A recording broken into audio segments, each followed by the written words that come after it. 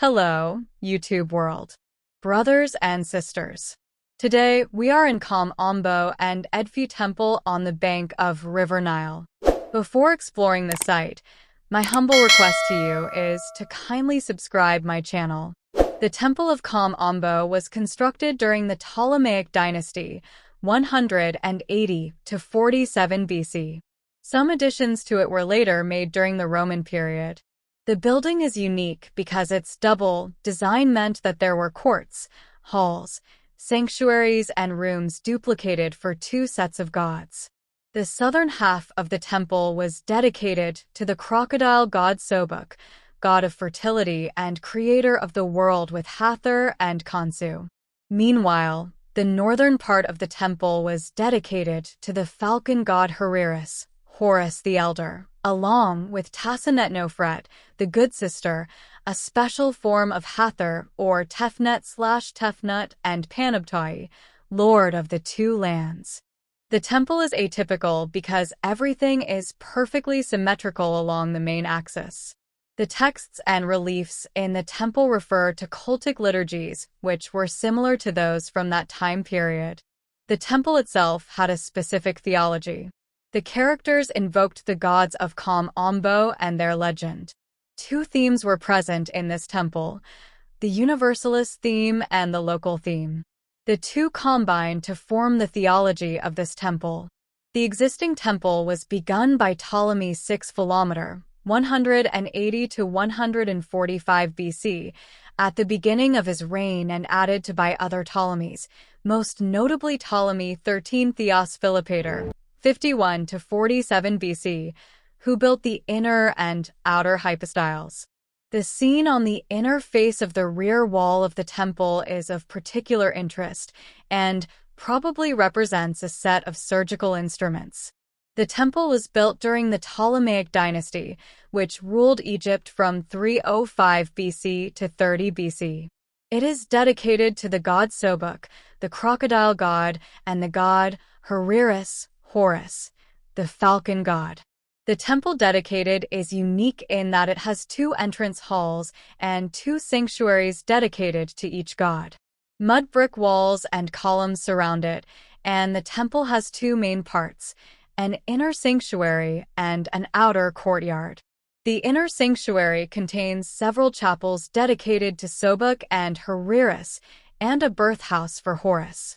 The outer courtyard contains a large hypostyle hall with columns decorated with hieroglyphs depicting scenes from ancient Egyptian mythology. The most impressive feature of the Kom Ombo temple is its double entrance hall, which leads into two separate sanctuaries dedicated to Sobuk and Horus.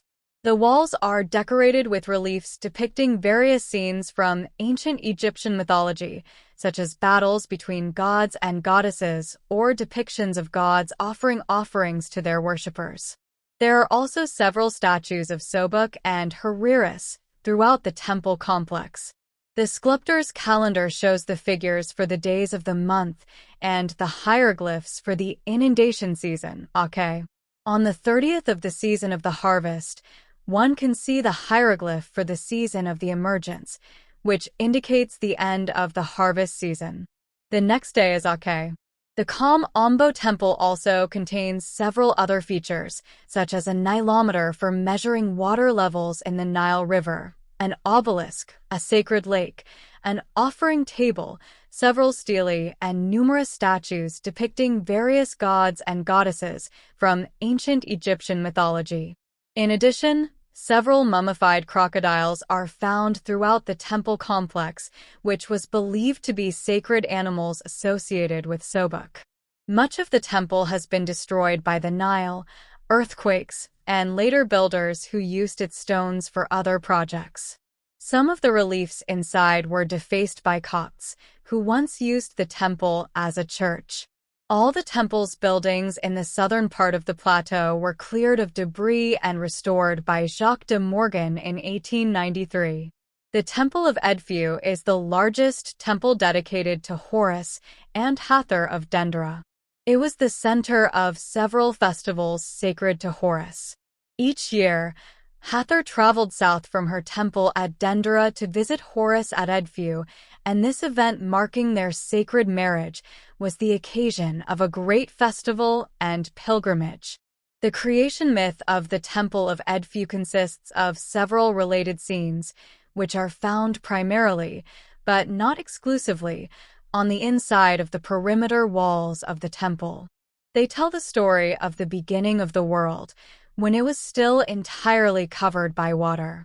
During the struggle between land and primeval water, the land managed to come close to the surface.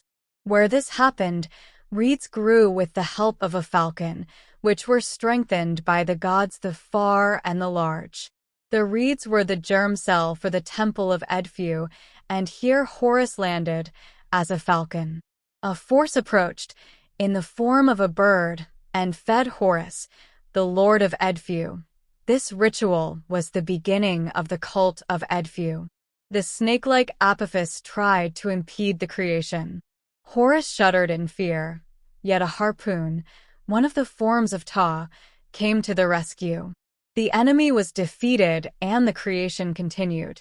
A falcon formed the sky dome, its wings reaching from horizon to horizon, and the sun began its daily cycle. Then the first temple of Edfu was designed by the gods Thoth and Seshet, one responsible for wisdom, the other for scripture. The godly master builder constructed the temple according to these plans, but initially not of stone, but of reed. The foundation ritual of the temple consists of multiple elements.